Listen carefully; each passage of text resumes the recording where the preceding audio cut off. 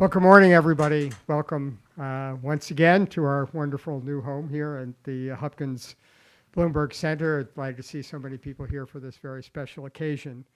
It's really a great personal pleasure and a delight to welcome Foreign Minister Radosław Sikorski here to SAIS and Johns Hopkins to deliver this year's Brzezinski Lecture. This is the second time we've held a Brzezinski Lecture here at our wonderful new home at the Hopkins Bloomberg Center. Last year, as you all know, we were privileged to host Secretary of State Tony Blinken for our inaugural lecture here. Most of you will know Dr. Brzezinski for his service as Jimmy Carter's National Security Advisor. But for us at SAIS, he was an esteemed colleague, serving as a research professor of international relations beginning in 1989. Established in his honor with the support of the Stavros Niarchos Foundation, the Brzezinski Lecture Series brings the world's most preeminent thinkers to our campus to reflect on the application of statecraft and to address the growing international challenges of our time. It was my great privilege to know Zbig as a mentor and a friend during my own years of service in government and to benefit from his experience and insights. And I'm delighted that Ian Brzezinski is here with us today, a valued friend and colleague who has made remarkable contributions in his own right to diplomacy and security. I think we can all agree that Minister Sikorski is a particularly appropriate choice to deliver this lecture, and an embodiment of the thinker-doer that not only characterized Dr. Brzezinski's life, but is at the heart of what we do here at SAIS in our teaching and scholarship, blending rigor and relevance to make a difference in the world. No one can doubt that throughout his career, Minister Sikorski has made a difference. As a journalist and through his long career of public service to Poland, the EU, and the world, Minister Sikorski has been an extraordinary voice for democracy and human rights, helping to guide his country to a leadership role, not just in Europe, but in transatlantic relations and around the world.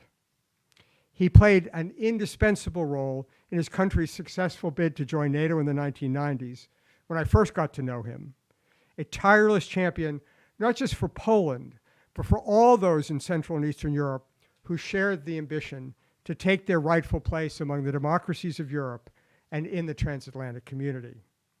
He has continued to serve his country in a variety of senior positions as it navigates the difficult challenges of economic and political modernization. And of course, in recent years, he has been a tireless champion for the cause of Ukraine, as Poland has proved a staunch friend and vigorous advocate in Ukraine's fight. Minister Sikorski is the embodiment of what one individual with determination and commitment can do to make a difference in the world.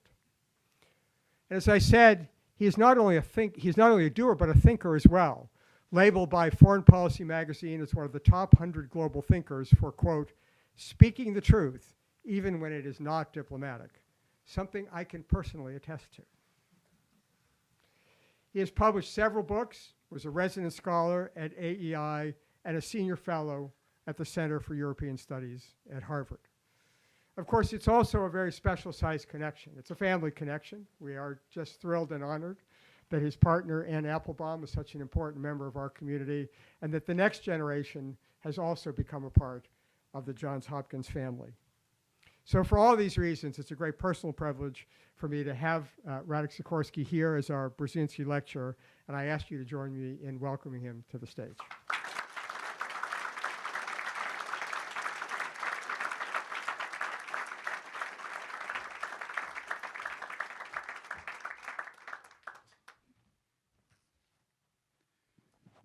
Professor Steinberg, distinguished guests, thank you very much for the generous introduction.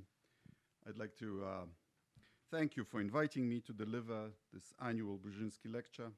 I'm honored and deeply moved because to me also, Zbigniew Brzezinski was not only a great statesman, but also a mentor and a dear friend. But I stand here in some trepidation because I was told that a former president of the United States made some remarkable comments to a SAIS audience, which are with him to this day, namely President Bill Clinton was supposed to have said that for the Chinese to try to control the internet was like trying to put a jello onto a wall with a nail. And I'm afraid that prediction has not stood the test of time too well. So I'll be cautious what I have to say. Lieutenant Tadeusz Sikorski remembers his time at Johns Hopkins very well. I'm also almost weak in the knees speaking here before my mother-in-law, Betsy Applebaum. Anne is a senior fellow, and she was helped by the faculty and by the discussion with the students in writing her new book, Autocracy, Inc., which is coming out in 25 languages, and you should all buy it for yourself and for your friends and family. Thank you all for coming. Anne, if you hear me, I understand that in American politics, the sizes of crowds is an important issue. Thank you for the attendance, and I hope you get an even bigger one when you speak here. Ladies and gentlemen, it's been over 10 years since Vladimir Putin initiated the process, as he saw it, of stripping Ukraine of its independence and Ukrainians of their identity. The annexation of Crimea shocked the world, but provoked a feeble response, both from the international community and the Ukrainian army, which was urged by the West not to resist. Putin went into Donbass. As Putin was preparing to deal Kiev the final blow, Ukraine was modernizing its armed forces. For months before the invasion, American intelligence was doing a tremendous job in convincing those who needed convincing that the danger was real and imminent. And it was the strategic use of American intelligence which prevented Putin from having a credible casus belli for the invasion. Thank you, Biden administration. But even then, countless experts and politicians, even in Ukraine, argued that the threat that was coming from the Kremlin was a bluff, that Putin was pragmatic.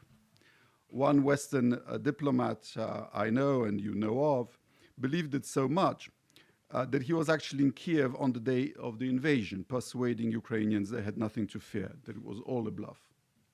He had to be evacuated. On February 24th, 2022, Russian imperialism struck again in the form of bombs falling on Ukrainian homes, preschools, schools, hospitals. Many people died, many more fled. They have been fleeing, unfortunately, dying ever since. However, this time, the Ukrainian army boldly stood up, and the West provided enough assistance. The Kremlin's special military operation, which was to last a few days, has now dragged on for more than 2.5 years. Let us ask ourselves, what has Mr. Putin achieved so far? Instead of gaining control over all of Ukraine, he now needs to defend Russia's own territory. Instead of pushing NATO away from Russian borders, he encouraged 2 new countries, Sweden and Finland, to join the alliance. Instead of entrenching Europe's dependency on Russian natural resources, he lost his most lucrative European markets and has since become more dependent on selling his energy carriers at discounted prices to China and India. Putin was counting on our fatigue, lack of resolve and determination, but he miscalculated. Let me therefore take this opportunity to once again to thank all of you on this side of the Atlantic who have provided the help. The US government, US Congress, and the American people. You did what was right. In fact, we did what was right. In supporting Ukraine, Poland has played a pivotal role right from the beginning. People across the whole political spectrum immediately condemned Russian aggression and offered assistance to the war's victims. With hundreds of thousands of Ukrainian migrants already in Poland at that time, before the war, we admitted around 1.6 million refugees since Russia's attack. but no refugee camps were created. That's because in this dark hours, our Poles opened not only their hearts, but literally their homes to those in need. At the height of the war, I had 10 people in my own home in the countryside in Poland. Our educational system, our universal healthcare service, our labor market, which did not have spare 10% capacity just for an emergency, all adapted to meet the new needs. Ukrainian children were granted the same rights and benefits as their Polish counterparts. While Ukrainian refugees were flowing into Poland, humanitarian aid and military equipment was flowing out across our border into Ukraine. We have provided tanks, howitzers, Patriot missiles, aircraft. We have trained thousands of Ukrainian troops. Altogether, Poland alone, 44 packages of military assistance, over $4 billion of military aid hitherto. And it's not just state activity. I know a guy who uses the internet nick Exen. He's actually called Mateusz. He has now delivered over 200 pickup trucks, which he buys in Poland secondhand and delivers directly to the front line, to the soldiers. If you have $10,000 to spare, you can buy, I can give you his email address, you can sponsor a pickup truck, and the privilege is that if you want to, you can drive the pickup yourself to the very front line. And it's an unforgettable experience, I promise you. I've done it 3 times. At the front, near Kramatorsk, I visited on one of those trips a Ukrainian brigade which uses Polish Crab howitzers that shoots US precision Excalibur shells to great effect. This is Polish-American military partnership at its best. But is that a lot? Well, our Polish GDP is $811 billion. The US's is $27 trillion. So you're roughly 33 times bigger. So proportionally to GDP, it is equivalent to the US providing $132 billion just in military aid. So proportionally, we've given more. To this day, more than 80% of all humanitarian and military assistance to Ukraine flows through Poland. Not every European country was equally quick to react and equally generous. In time, however, the volume of help had built up. While US assistance to Ukraine now amounts to $83.5 billion, the EU and its member states have provided more than $125 billion in financial, military, and humanitarian aid. These are real numbers, but they're still inadequate. Additionally, a few months ago, European leaders agreed to contribute up to $54 billion by 2027 through the new Ukraine facility. This will help with recovery, reconstruction, and reforms, all crucial steps on Ukraine's path to NATO and the European Union. In total, US and European assistance, as well as overall commitments to Ukraine, have exceeded $260 billion. An impressive amount, but we need to put it in perspective. The European Union's and the United States combined GDP is close to $50 trillion.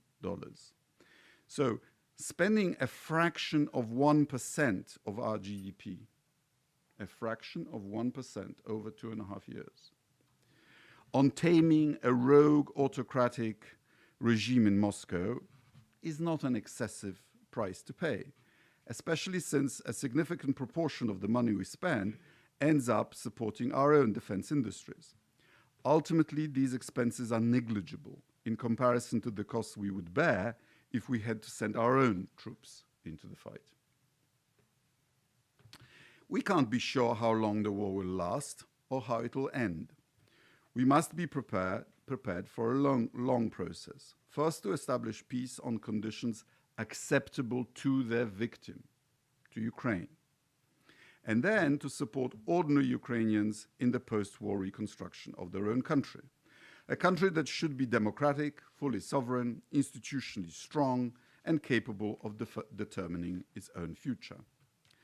No matter what the next months and years bring, we must also remain realistic about the true character and true intentions of the Kremlin. What does this mean? Well, let me put it this way. While on the Korean peninsula, the guns fell silent over 70 years ago, we all know we don't have a reliable, benign partner to the north of the demarcation line. Moscow, which has now intensified its relationship with Pyongyang to a level never seen in history, should be perceived through the same lens. Its credibility is close to zero. Remember, those are not my troops. I have no intention of invading Ukraine, right? Its president stands accused of war crimes, of stealing children. There's a whole program in Russia of taking children Ukrainian children from occupied territory, taking them supposedly on a trip to a summer camp, and then taking them to Russia to be adopted and to be Russified, to be turned into Russians, and then possibly even used against Ukraine.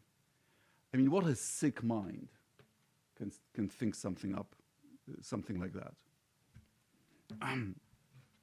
Its political elite is dominated by intelligence officers and ordinary mobsters. Its democratic opposition is either exiled or imprisoned. Its reliability as an economic partner and a responsible global stakeholder is compromised. Its commitment to peaceful coexistence of sovereign states, even when they have a treaty. Remember, it's not that Russia is a guarantor of Ukraine's independence and borders under the Budapest Memorandum of 1994. Ukraine and Russia actually have a border treaty negotiated, signed, and ratified by Vladimir Putin in 2004. Russia is, and for the foreseeable future, will remain a danger, not only to individual countries, not only in its immediate neighborhood, but to the whole transatlantic community and the international rules-based order as a whole. Even if you believe that China poses a greater challenge to American interests than Russia, these two countries, along with some others, have the capacity to collude to weaken the global rules-based order and Western unity. Threats do not operate in isolation. When left unchecked, they interact, combining their destructive power. It is an undisputed fact that anti-democratic forces are growing in strength right now, undermining the current world order. It is also a fact that neither the United States nor Europe can tackle these challenges alone. It is therefore crucial for Europe to have an American military presence on the European continent and for the United States to have reliable European allies. Our transatlantic partnership always faces challenges. They stem to some extent from misperceptions on both sides of the Atlantic. In Europe, people follow the isolationist strain in American politics, rising in prominence, which lends credence to fears in some European circles that one day perhaps the US will abandon Europe to focus on other parts of the world. Meanwhile, in the United States, you sometimes doubt our seriousness in the military sphere, and attention is drawn to anti-American sentiments in some European countries, or to efforts by some European governments to push the US out. These trends do exist, they are real, but they are not inevitable.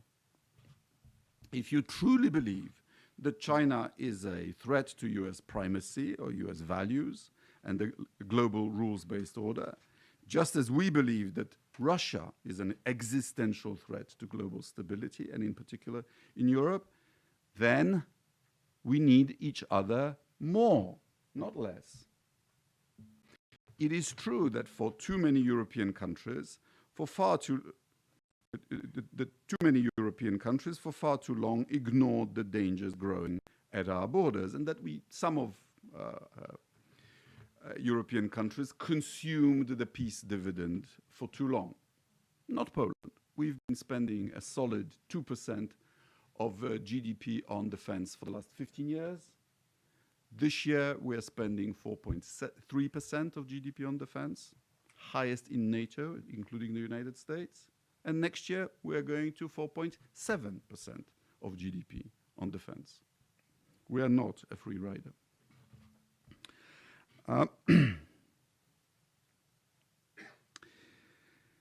Today, even long-term skeptics admit Europe needs to become more responsible for the security of its borders and of its region. This requires raising our defense spending and ramping up the production of European defense industries.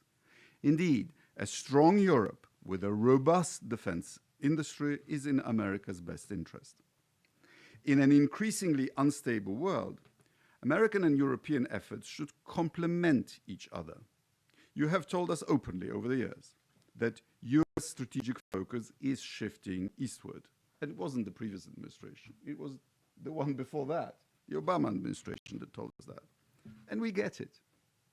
But we also believe that the pivot to Asia should be a pivot with Europe, not apart or against it.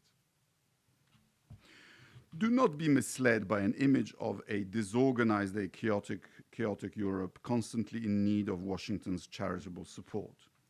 We have been a reliable and trustworthy partner. In Iraq and Afghanistan, Poland alone, a brigade in each emergency. In combating ISIS, in supporting Ukraine, and in implementing joint sanctions imposed on Russia. The European Union and the United States have the largest bilateral trade and investment relationship and enjoy the most integrated economic relationship in the world. Total US investment in the EU is 4 times higher than in the Asia-Pacific region.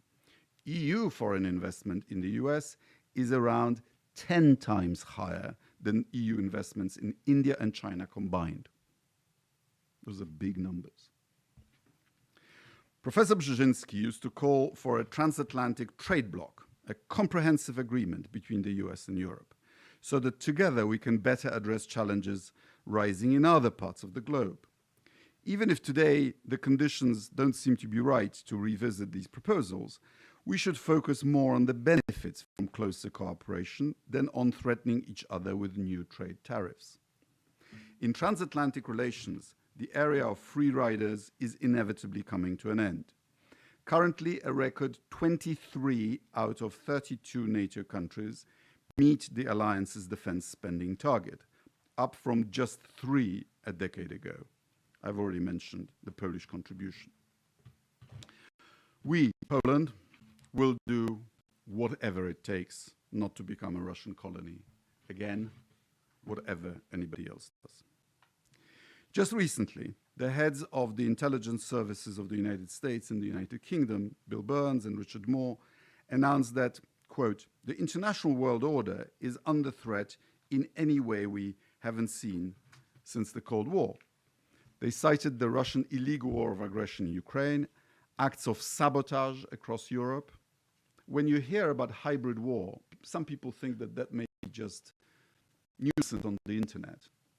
No. Applications and computers are used to recruit people, first to do surveillance, and then actually to perform acts of arson, in which people have already been injured, and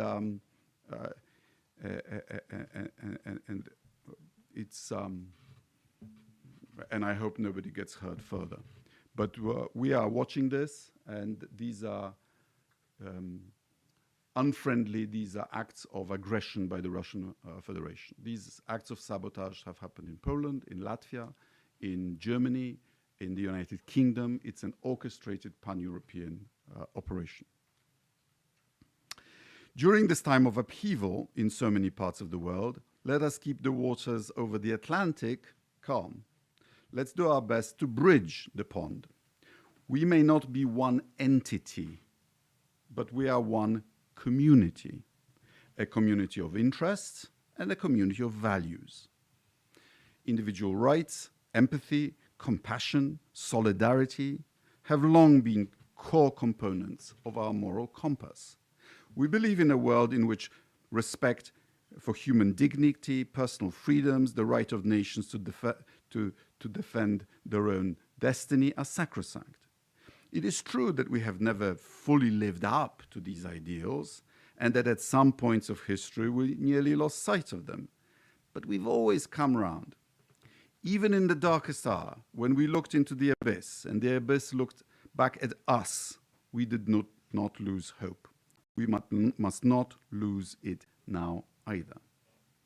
A British art historian, Kenneth Clark, once said that civilizations die when they no longer believe in their values, forget their roots, or feel ashamed of their past, when they lose vitality and inner energy, when they doubt their own potential. There are some who argue that this is the future awaiting the West. I don't believe so. I believe that by standing up for our values, we are on the right side of history. Recent decades clearly show that a rules-based international environment, trust, mutual cooperation can bring tangible benefits to countries and to their citizens. Because peace pays off, and war is no shortcut to prosperity. It is not some Western construct imposed on the world, but a general truth equally applicable all over the globe. Ladies and gentlemen, Zbigniew Brzezinski was a great American statesman, but he was also a European by origin and by heart, and a Central European to be precise. And as a Central European, he could share with you some lessons his and my ancestors learned the hard way. That countries are mortal, that independence is not a given, and that alliances are only as strong as our determination to maintain them. People in Poland, and as I believe across most of the world, have no appetite for military confrontations. As democracies, we generally just want to be left alone. But we know an imperialist threat when we see it. Too many times we have been its victim. We know what loss of independence feels like. We know what it means to live under tyranny, and we are not going back. The longer we live in peace, the easier it is to forget this one inconvenient truth, that there is only a small step separating our rules-based order from chaos and the unbelievable suffering that it can bring. We saw it in Europe 80 years ago, and we are seeing it in Ukraine now. Let's therefore not lose sight of what truly matters, the unique value of transatlantic unity and cooperation. Let's not lose faith in the values of the democratic world, and let's not fail those who hope and dream to be part of it. Thank you very much.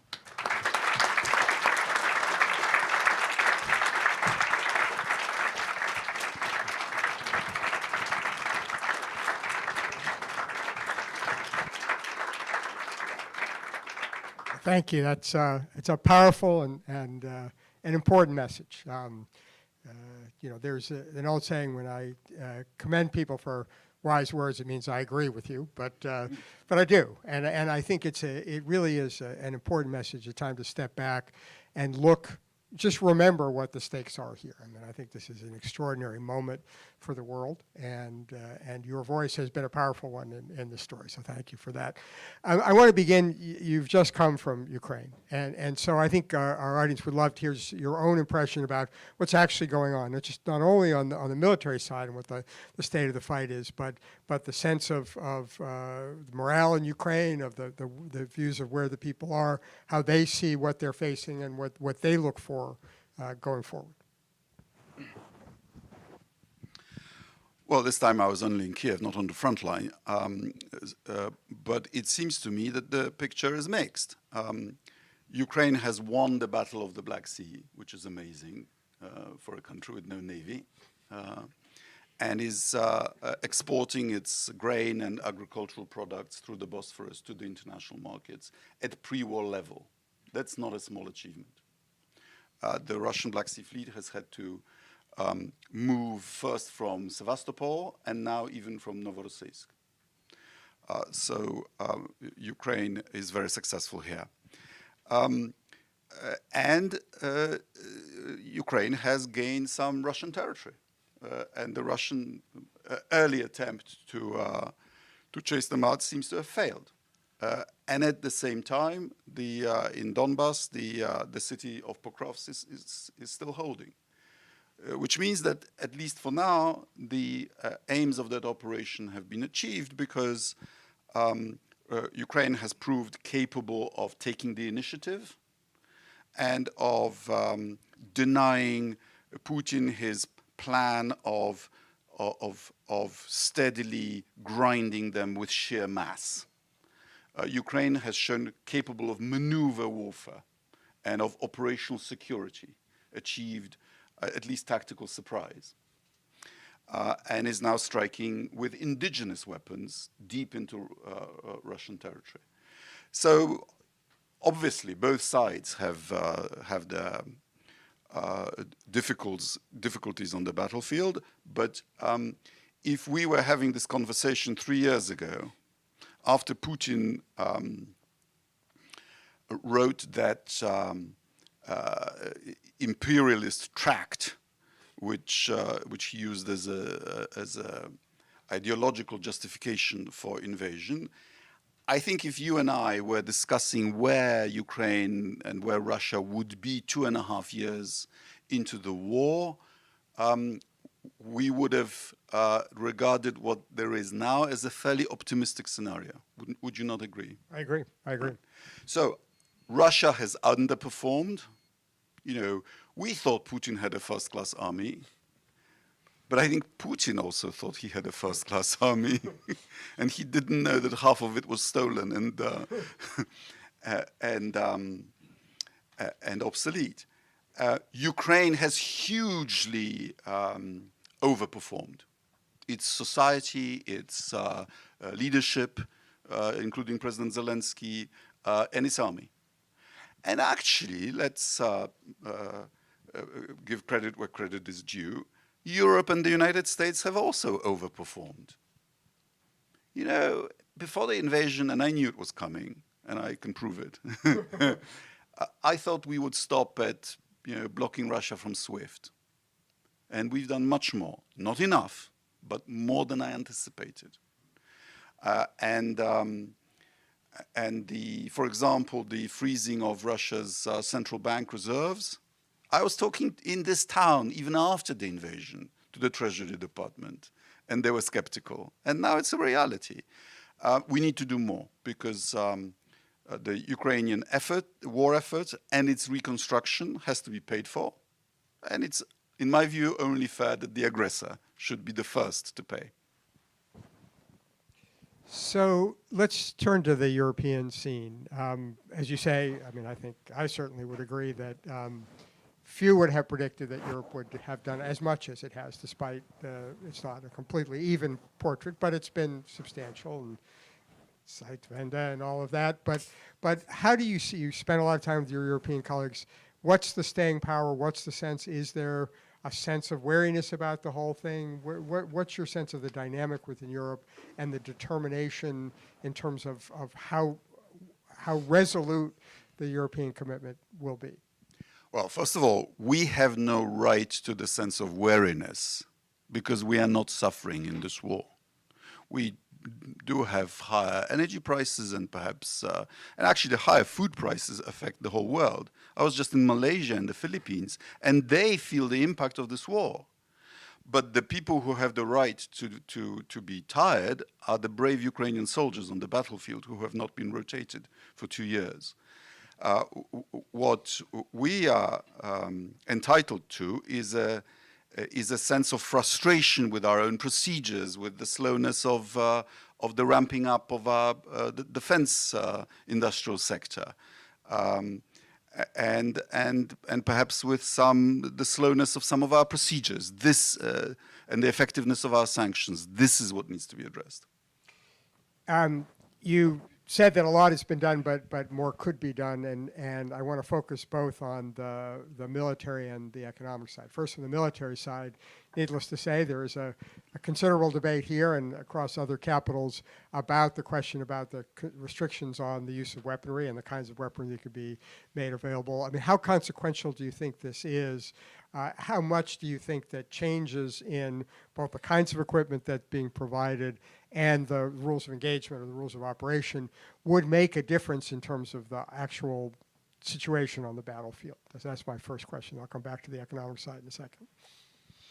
I mean, Putin threatens us with escalation every time we do something creative. You know, when we send tanks, when we send missiles, when we send this or that. And we have no idea what he will do because he's so full of it. You know? Let's first tell us what the state of law is. You know, when the UN General Assembly condemned Russia's act of aggression in one of the most overwhelming votes in its history, that's not a press statement. That's law. That means that the international community doesn't just have the right, it has a duty to take countermeasures to chuck out the aggressor from the territory of the victim. So the victim clearly in international law has the right to defend itself, including on the territory of the aggressor. And then take practical things like the fact, on my way to Kiev, I drove by car. I stopped in the Ukrainian city of Lviv, where something like 180 targets, this is 60 kilometers from the NATO border, were hit, including some old historic buildings. I went to the particular building where a family was killed, where the father of the family watched his wife and his 3 daughters being taken out of the rubble, dead. I mean, a horrible tragedy. Okay, that townhouse was destroyed with a Kalibr missile. These Kalibr missiles are launched from Russian strategic bombers that fly very far from the Ukrainian border. They launched them, I'm told, around St. Petersburg. They start from an airbase up there, and they launch it, they fly along the Polish border across Belarus, and then they hit. Give me one argument why Ukraine should not be able to take down that bomber before it launches that missile in self-defense, or that airfield from which that bomber is launched. So in my view, the restrictions that should be put on the use of our weapons are the normal restrictions of humanitarian law. You may not hit civilian targets. You may only use it for military targets within international law. But as you know, the restrictions are tighter than that. So, I mean, I think it's indisputable that Article 51, not just that, that Ukraine has the right to do what it needs to do in terms of its self-defense, but of course there is the escalation threat. Are the people of Poland ready for that? I mean, among his threats are potentially to go against countries that are providing that. It's been a threat for some time. Obviously, he hasn't executed on it. But, and as you say, we don't know whether he would escalate. It's one of the great games of deterrence theory, is trying to understand what escalation dominance is. But is Poland ready for being drawn directly into a war with Russia? When the Russians threaten us, we believe them. They've done it many times, and many times they've acted on it. Since the 18th century alone, 6 invasions of Poland, depending how you count. And there were many before that. But we are not alone now. We are part of NATO. And I don't think Putin wants to start a war with NATO. He can't win with Ukraine, let alone with all of NATO. And when I talk to military leaders, not only in Poland, but in other allied countries, they think that even if the war stopped today, in order to rebuild his military to pre-war levels, Putin would need 5 years, and to really threaten NATO, even more than that. I think he may be criminal, but he's rational, and he knows he would lose such a confrontation. So on the economic side, there's been a lot of discussion about what has allowed Russia to largely survive the economic progress. As unprecedented as it was, it still obviously hasn't had a strategic effect. You've mentioned some things that could be done to tighten that, but I want, in addition to your comments on that, in many ways, the administration has said that the single biggest factor in allowing Russia to continue the war is the economic and technology support it's getting from China. And so my question to you is it time and or necessary to do something about that? China seems to be abiding by our thickest red line and not supplying actual weapons. The weapons come from North Korea and Iran. And by the way, how pathetic of Russia to have to rely on weapons from Iran. We didn't think that Russia was this weak. Huh?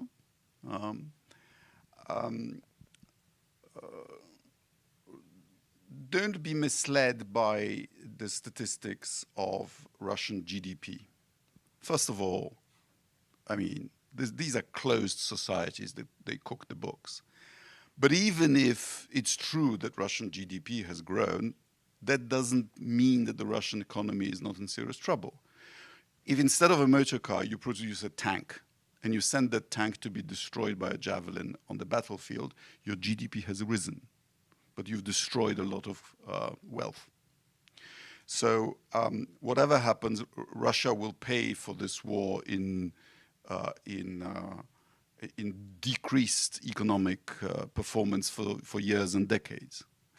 The question is how long they can sustain the war effort itself. And that depends on how much oil and gas we allow them to sell on international markets and at what prices. On the first year of the war, Putin made money. Which means that our sanctions have to be more effective, and they're not yet. Let's turn to the European stage. You mentioned in your remarks about the fact that one, the reality of the U.S. strategic focus shifting towards the Asia-Pacific is not something that's, there are many things that are disputed in American politics, but that doesn't seem to be one of them, right? And therefore there is, even if the U.S. continues to have an engagement in Europe, that there inevitably is going to be sort of a greater pressure on Europe to step up to do more on its own. We've just seen the appointment of a European defense industry czar from also one of our newer members of NATO. How optimistic are you that these kinds of things, even if it's not a fully autonomously capable Europe, that significant changes both in the operational capabilities and the political cohesion to fill in what is inevitably going to be some void from the change in U.S. focus?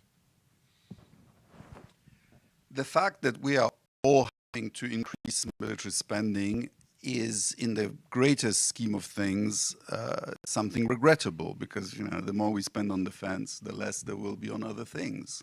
We didn't want this. It's revisionist countries trying to change borders by force that are forcing us to do this. But I think we have now recognized the danger, and we are doing it. It'll take some time, because Europe didn't just disarm, Europe deindustrialized in the defense era. So, and we started writing long-term contracts for companies only a year or two into this war. But it is happening now, and actually Europe will reindustrialize, partly because of investment in this area. But the link is not just a link about to do with weapons and ammo. It's a more geopolitical link. Russia is trying to prove to the world that she is a great power and truly sovereign, and what that means is that she can do whatever she pleases with impunity. That real sovereignty, it means the ability to break treaties and international law, and nobody can do anything about it. And if that proves right, there will be repercussions. So, another way you can put it, Russia, in a typical colonial manner, denies Ukraine a separate identity, right? They're just our peasants, our renegade province, right? So if Russia is allowed to get away with invading and reintegrating what she sees as the renegade province, think of what message that sends to the Far East, that it can be done. Whereas if Russia fails, that sends the message, it's harder than you think. There's been a lot of focus on interest in the health of democracy in Europe, particularly in Central and Eastern Europe. I'd be interested in your reflections, not only the challenges that you think you face in Poland, but also in many of your neighbors. I mean, the most dramatic, of course, has been Hungary, but we've seen this in Slovakia and other parts of Central and Eastern Europe as well. And both what you see as the source of this challenge to the kind of the values that people saw as being triumphant with the end of the Cold War, and your view about kind of how does this play out over time? It's not at all a Central European phenomenon. We see it in France, in Germany. Brexit was a populist manifestation of this, and we see it here. It's very similar. So it's the countryside versus urban. It's a sense that elites have neglected issues that the electorate find important, like migration. Migration is the case in all of these crises. It's to do with men being terrified of competition from able women, and the speed of the changed relationship between the genders. Many things.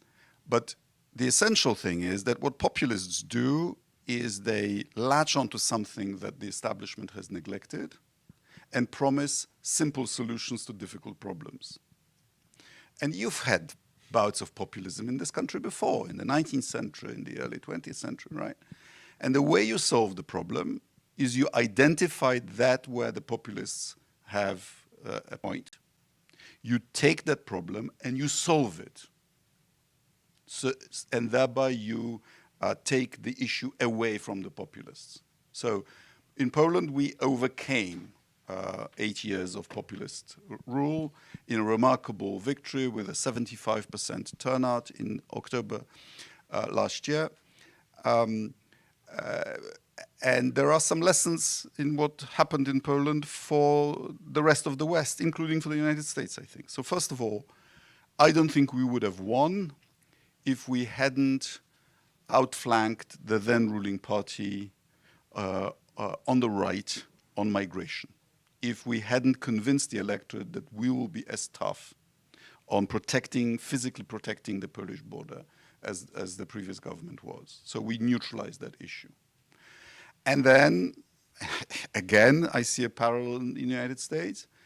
The populist government lost about 5% of the vote and never recovered it when they passed the toughest anti-abortion law in Europe. So it wasn't an actual bill, it was a judgment of a packed constitutional court, which made it impossible to abort even if the fetus is terminally damaged.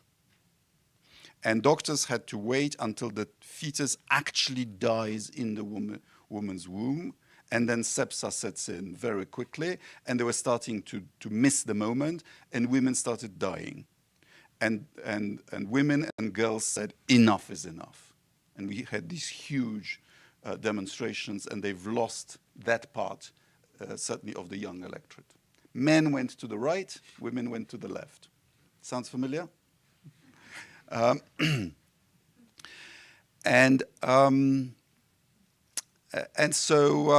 the populists have to be, can be defeated, but it requires real hard work and really getting down to the brass tacks, to talking to ordinary people and addressing their concerns. So I've been a diplomat, and I know you well enough to know that as a diplomat, you're not going to weigh in on your views about the American election per se. But let me ask about the broader question here, which is Roger Cohen had a piece in the Times a couple of days ago about growing anxiety, concern in Europe about the United States and the like. And you know, I both have a sense of your personal views, but I mean, I share with us your general view about kind of the confidence that Europeans have, irrespective of the outcome, that the core of the transatlantic relationship will be sustained enough to meet the kind of vision that you've described here today. Well, we appreciate the fact that Vice President Harris mentioned NATO, Ukraine in her acceptance speech, and then spoke robustly about it in her debate, including the mention of 800,000 Americans of Polish origins. It's a very powerful block vote. I hope everybody notices. I shall be visiting Michigan on this trip to shore up Polish Americans' support for NATO. But we give credit where credit is due. It was President Trump was right when he told allies to spend 2% of GDP on NATO, and I personally believe that he was right even to use his inimitable style, because all previous American presidents did it, but they did it politely, and it didn't work. And when he said it the way he does, at last it was heard. And frankly, we appreciated President Trump for putting sanctions on the Nord Stream pipeline, which was a piece of strategic mistake. Trump put the sanctions on. The subsequent administrations lifted them. So you see, Poland has all kinds of experiences with both sides of the political spectrum. Roosevelt, great American, I admit, but his performance at Yalta, as far as we're concerned, not optimal.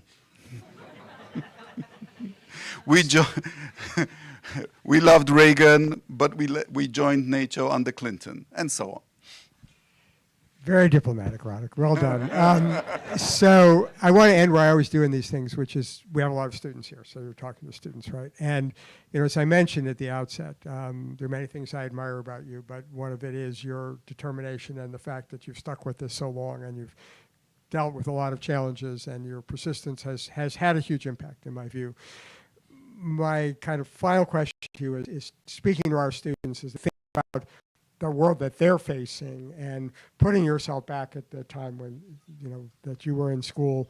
How should they be thinking about the challenges ahead, and what is your advice to them about how they themselves can make a difference in the world? Well, look, when I was at university, and then after university I became a war correspondent, the Soviet Union was still alive, and it was a horrible, bloodthirsty dictatorship. And we were on the front lines of freedom, and it was hugely satisfying to win the battle and to see the world explode with creativity, with opportunities, and so on. And then we thought that maybe that battle has won for good. It's turned out not so. The world is pretty much split down the middle. between forces of pluralism, democracy, human rights, everything that works for the human person and for human societies. And there are, again, tyrants ruling large swathes of the globe. So actually, there is a noble battle to join. And we need to win it again. I've certainly joined mine.